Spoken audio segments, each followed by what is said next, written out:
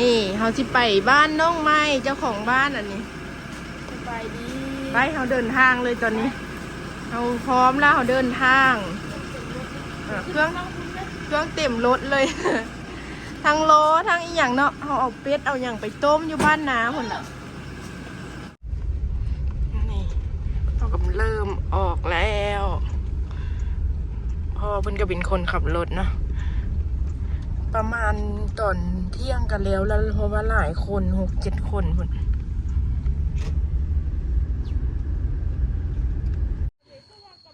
นี่เฮามาฮอตแล้ว20 กิโลเฮามานี่อันนี้สิเฮาเอาดินเข้าเลยดิเฮาเอาดินเข้าได้เกือบเดือนแล้วเฮาสิหาพี่หาน้องมาสะให้มันเพียงอะนะโอ้มันแน่นแหละเด้เนาะมันแน่นแล้วเฮาก็สิสะลงแล้วก็สะไปพูนอ้าวเนาะ เฮ็ดอีหยังอันนี้นะสิยกดินบล็อกไปไว้พุ่นเขากำลังซีมาพากันสะดินออกกำลังกายในนึงวันนี้นะกล้ามใหญ่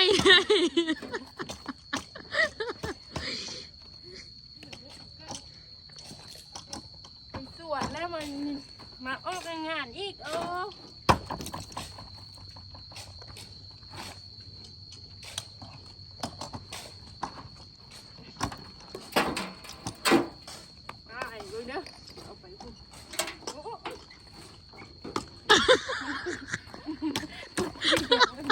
ฮัก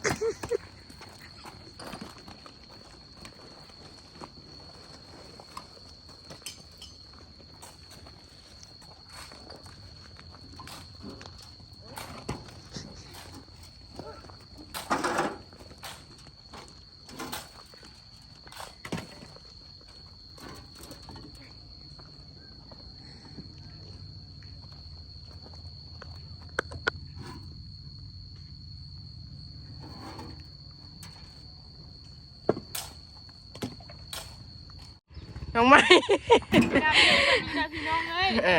ต้องบุกได้นี่เฮากะที่เอาดินบล็อกนี้ไปไว้พุ่นเอาไปไว้พุ่นนอนแล้วกันน้าเพื่อนกะเดี๋ยวอีกน้ามา2-3 คนมาช่วยตอนเที่ยงกันแล้วล่ะเบิ่งกำใหญ่น้องไม้พอเป็นลูกสะใภ้ไทยได้บ่ ร้อนวะเอ้าไป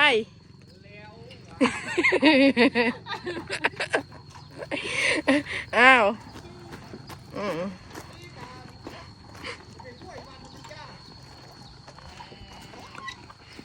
เอาขึ้นบ่ได้ดอกหัน เอาขึ้นบ่ได้ยุแม่ยุปะทางอุ้นไหม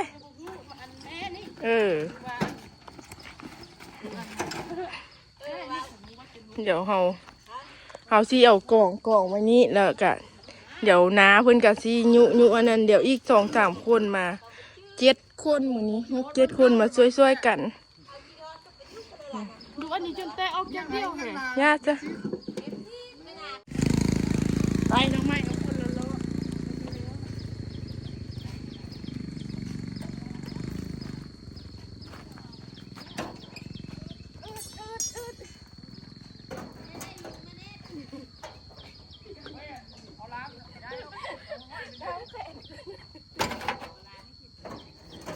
จ้างเลยเด้อจ้างค่อยได้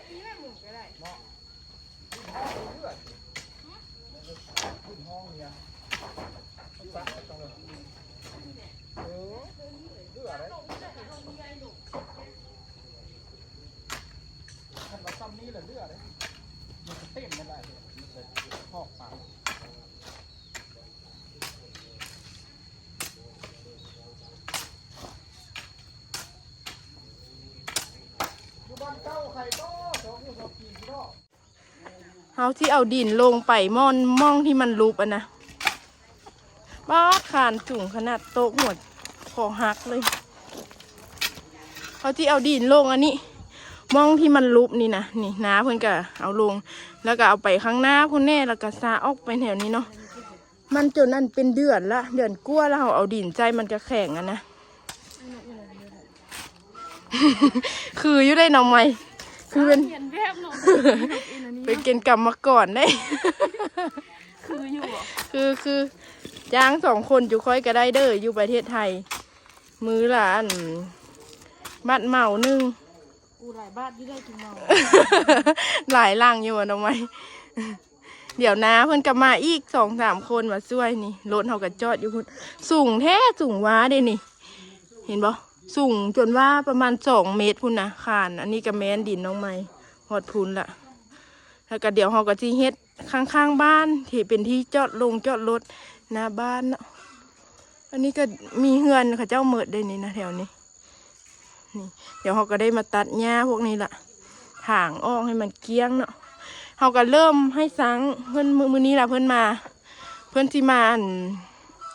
เบื้องเงินประเมินหลังคาให้ว่าตัดเท่าไหร่เนาะน่าจะหมดอยู่ประมาณหลายร้อยล้านอยู่เพื่อที่ค่าสร้างค่าซื้อของแล้วก็มุงเนาะเขาก็ค่อยๆเฮ็ดไปเขาหาเงินมาได้เขาก็ค่อยๆเฮ็ดไปน้องใหม่เพิ่นก็หาเงินเฮ็ดค่อยๆเฮ็ดไปบ้านน้องแพรคือกันค่อยๆเฮ็ดเทื่อละนิดเทื่อละน้อยแล้วมันก็แล้วเนาะเขาอายุอย่างน้อยเขาก็จ้างไว้มีบ้านมีอย่างไว้มันก็สบายไปลุยต่อน้องใหม่ไหวอยู่บ่ ดูถ่าเอาจริง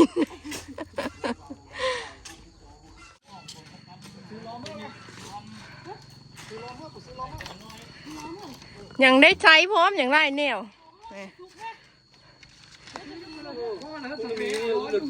งานสามัคคีนะมูนี่ญาติพี่น้องเพิ่นก็มาสวย เดี๋ยวแป๊บเดียวกันแล้วแล้วทางพูนเขากันแล้วแล้วเดี๋ยวเขากันยุลงแถวนี้ เห็นบอกที่มันว่างๆเขาก็เอาลงยุลงแล้วก็แถวนี้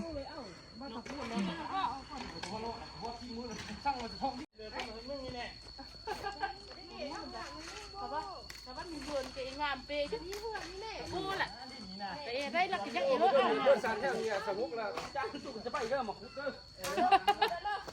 ว่าบัตรหกไม่ยาไม่อยู่เดี๋ยวนี้เขาตัวทำไมเฮ้อ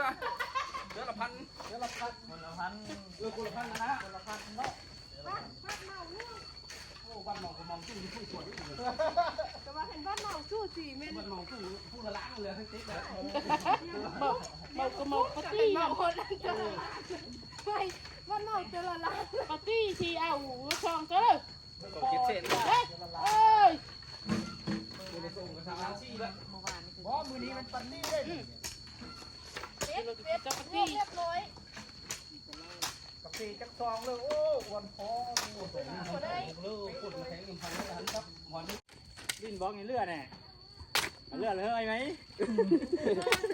โอ้ก็เป็นส่วนของว่า บอกไม่เหื่อน บุญบุญบุญดอกเราไหนมันสู้ดอก เอาแล้วครึ่งนึงละเอาแล้วครึ่งนึงเลยได้ไหมเดี๋ยวยังอีกประมาณพีละนี่ เอาคนนี้การจะน้อยเอ้ย เอาลงนี่เขาได้ส่วนทีมได้ดินมันไหลเขาก็ได้อันหยุทีมละดินเขาหยุทีมออกไปเพราะว่ามันเต็มอันนี้แล้วเขาก็ได้หยุออกเดี๋ยววันดินเดี๋ยวฝนตกมันก็แน่นลงไปเนาะอันนี้ยังไม่ได้ลงเลย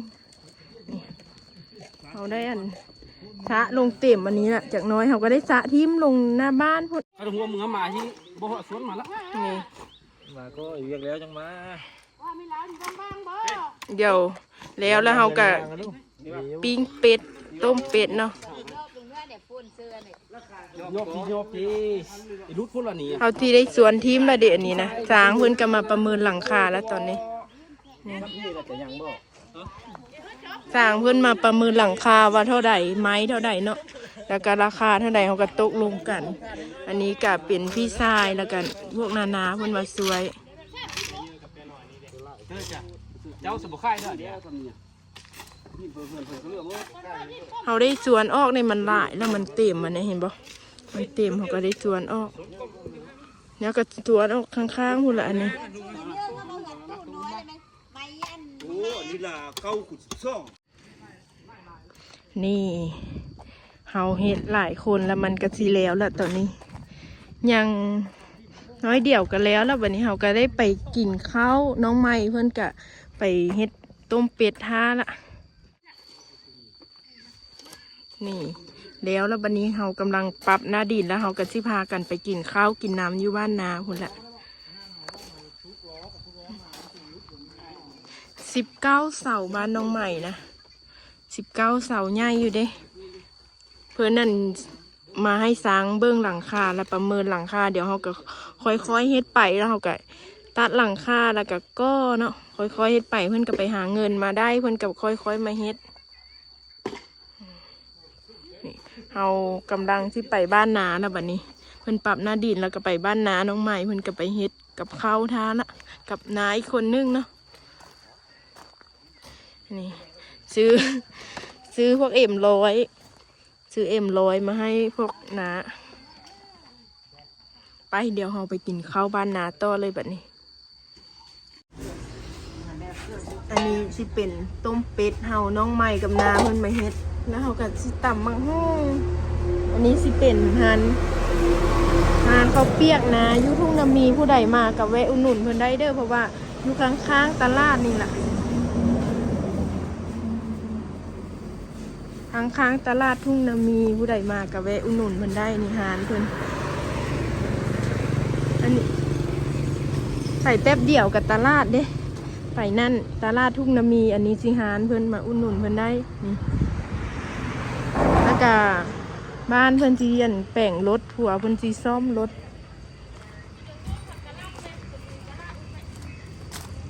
นี่อันนี้สิหานผัวเพิ่นสิซ่อมรถอันนี้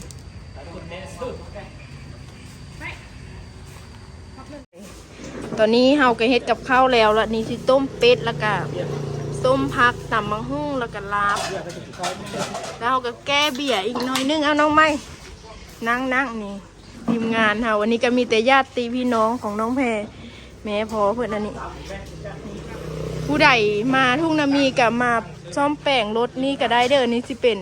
ห้องน้าแล้วก็เมียเพิ่นสิขายอยู่นี่ล่ะของเมียเพิ่นเดี๋ยวเรากินข้าวสามัคคีกัน